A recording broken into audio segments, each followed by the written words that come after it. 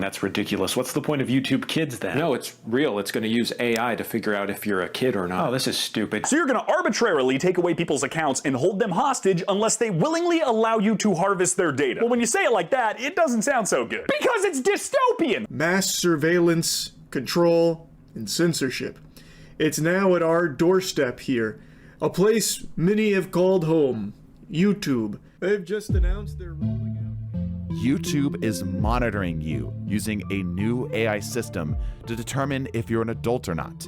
They are measuring how you engage with this video, what you're writing in the comments, what videos you will watch next, as well as much more, to determine if you need to be flagged as a child and asked for your ID. The internet as you know it will be gone forever in a matter of weeks. On July 25th, 2025, the Online Safety Act, or OSA, was passed in the United Kingdom's Parliament, requiring all users to prove they're an adult to access any popular websites. In theory, this law was meant to protect children from harmful or adult content, but in practice, your privacy and your favorite sites will be gone, or at the very least, ruthlessly altered, whether you live in the UK or not. Failing to comply with this law can result in up to $18 million in fines or a total restriction or ban from the country, something no big website wants. But never failing to take advantage of a tragedy, companies like Twitter, Spotify, and even Discord are eagerly preparing to use this dystopian opportunity as a dinner bell to feast on even more of your data, including your name, face, address, date of birth, and even biometric data. How they accomplish this is different from company to company, but most are implementing verification systems or requiring government-issued IDs before using anything on their sites. Even if you were to seek shelter from this nuclear blast of privacy violations by using VPNs or alternate sites, you will still feel the fallout as your friend groups shrink and online content devolves into something we can't even predict yet. People are understandably upset, as this is not only a massive overreach as the role of parents, but also the real-time destruction of the internet as we know it, according to experts in law.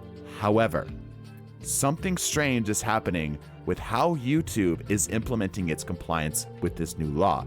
YouTube may secretly be on our side with this, and is likely protecting you from the consequences of this law, despite what the outrage you are seeing online is saying otherwise.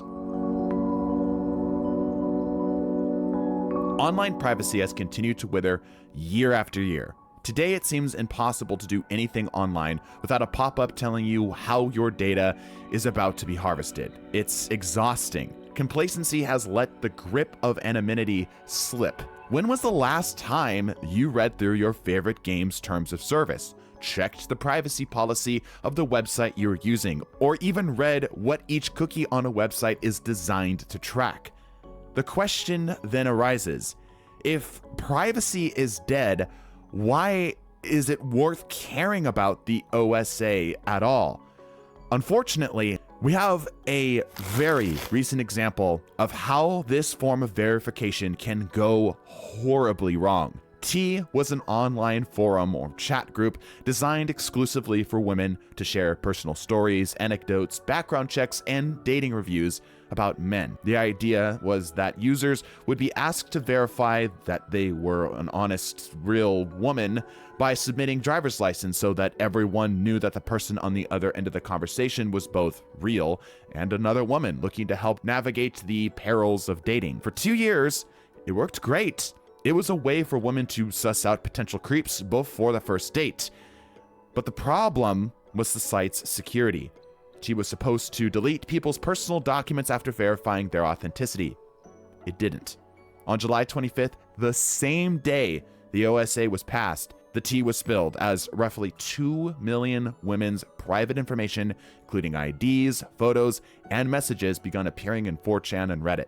Suddenly, the place they used as a means of protection could now be used as a weapon against them. The very first lesson in cybersecurity is that protection is not a matter of if, but when. The goal is to make doing harm so costly that it's not worth the resources. But if the prize is large enough, then you have a problem. Millions of dollars are spent every day on encryption and protection of your data by large companies, but the risks are always assumed. Because of the OSA, every company is now incentivized to collect data just like T, and because all of this compliance and data collection is shared across all major sites via third-party verifiers, it only takes one being breached for all of them to fall with it. But even if no breach ever happens, companies now have access to even more of your data they can sell than ever before. But not every company benefits equally. Smaller companies offering competitive services can't keep up. Places that operate at a loss or a near loss, such as Newgrounds or Wikipedia, can't afford the third-party external age verification fees, while large companies can enjoy reduced competition. The OSA is a chemotherapy for a problem that doesn't need to exist. It's a total irradiation of everything living in the hopes of preventing bad. Hundreds of sites, maybe thousands or millions of sites, will die. Online anonymous safety will shrink, and privacy will truly be history, all in the name of making the internet a safe place for kids. The internet is not a place for kids. The government is not a parent. Every device and many online sites already have tools parents can use to protect or restrict their children from harmful content. No child should have unrestricted or unmonitored access to anything online. On face value, it seems YouTube is just falling in line like everyone else. But the OSA didn't specify how exactly each company must verify their users, so YouTube did something interesting. On August 13th, YouTube released an article titled "Extending Protection to More US-Based Teens," explaining that the site will use an AI to examine how a viewer engages with the platform to give that viewer an, quote, age-appropriate product experience and protection. This AI model does not regard any of the data that you entered to the accounts for your listed birthday. How YouTube determines your age is based off activity, what you watch, what you type, etc., as well as how old the account is, and of course, whether the account has a credit card or not. If you receive a false flag, of course, you can go through the method listed that Spotify has been using by submitting your government ID, a selfie, or again, a credit card. If you are flagged for being underage, YouTube will automatically enable teen-based protections such as not showing personalized ads, well-being tools such as taking a break for suggestions, showing reminders about privacy when uploading and commenting, and reducing recommendations of content that might be harmful to younger minds if viewed on repetition. If you are a creator flagged as being under 18, your uploads will be set to private by default, and you won't be able to receive gifts like channel memberships on live streams. Meanwhile, adult creators might notice a drop in revenue because their audience not receiving personalized ads from being flagged. People are angry. AI historically is inaccurate, and some feel the neurodivergent people might be falsely flagged because of their more childlike watch patterns or obsessions. Of course, this is on top of the privacy violation that the OSA already is. Users on Twitter are calling for boycotts while others are advocating for other competing sites. Even large creators are getting up in arms. But when I zoomed out of the controversy, I realized that YouTube is actually lying on our behalf. More bluntly, YouTube is on our side, and the angry mob we are stirring up is directed at the wrong enemy.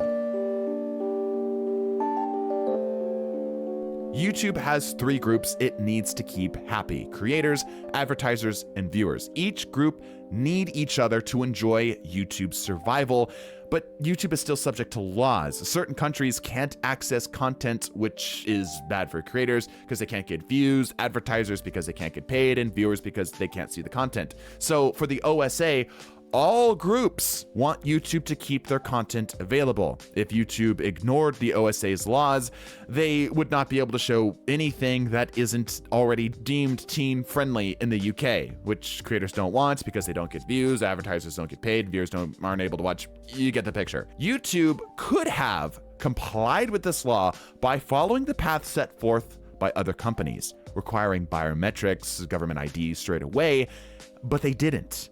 What they did was create a show to the OSA that they're implementing an artificial intelligence to do this instead. The OSA is satisfied because YouTube appears compliant, but what about the users? Well, here's the trick. Nothing changes. This AI system that's in place isn't new. Even by YouTube's own admission, for 99% of users, they will never be asked to show their ID. YouTube wants as many viewers to stay on the platform as possible. It wants to ask as few as people as possible to provide the info the OSA is asking for because it knows it's a PR nightmare. And worse, it knows people will leave. If it's one thing we know, is that companies and politicians love AI. YouTube gets to brand this protection as a high-tech solution to make the OSA happy. Meanwhile, YouTube can quietly bias their own AI to rarely ever flag you. YouTube can claim compliance while changing virtually nothing unless the evidence about you is undeniable. But I still wanted to know if my theory was correct for sure. So I asked my audience to self-report. And sure enough, 90% of people were never flagged. Meanwhile, 8% should have been flagged, but weren't. And then a meager 1% of people were incorrectly flagged. But I would likely call this 1% people answering incorrectly or just trolling, because none of the comments are sharing any angry stories, which you would expect if someone were false flagged. But what if you're worried that you might be in that eventual 1%? Do you need to start changing your watch habits? Even by YouTube's own admission, no. You don't need to start watching videos about filing taxes or golfing. Keep watching what you want to watch. YouTube already knows how old you are because they already have fully infiltrated your privacy. Have you ever read Google's privacy policy? You should. I have. And it's terrifying how much Google already knows about you. It knows what you search, watch, purchase, who you talk to, your voice, your GPS and IP address, where you work, and even what other devices are near you. Look at your ads. What age group do they seem to be aimed at? Likely, they look like they're tailored for your correct age group because advertisers get paid better that way. That's how old YouTube thinks you are. And if you don't have ads because you have premium, then your credit card's already on file and you don't need to verify any further. Hate that companies are asking for data when they shouldn't be? Point your frustration not at YouTube, but at the parliament that passed the OSA and every other privacy violation passed off as, quote, teen protections. People are fighting back. Already VPN usage skyrocketed to 1,800% to evade the local laws, and clever users have begun using AI images and video game screenshots to circumvent biometric scans. But there's still more you can do.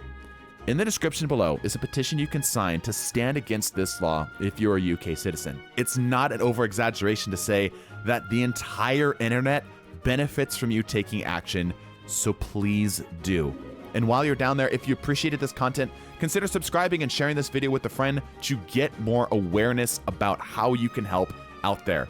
Lastly, the video on screen now has a sponsor on it with a view requirement I'm not sure I'll be able to hit. So if you want to help me keep making content, a simple view would be really appreciated. Bless your faces and deuces.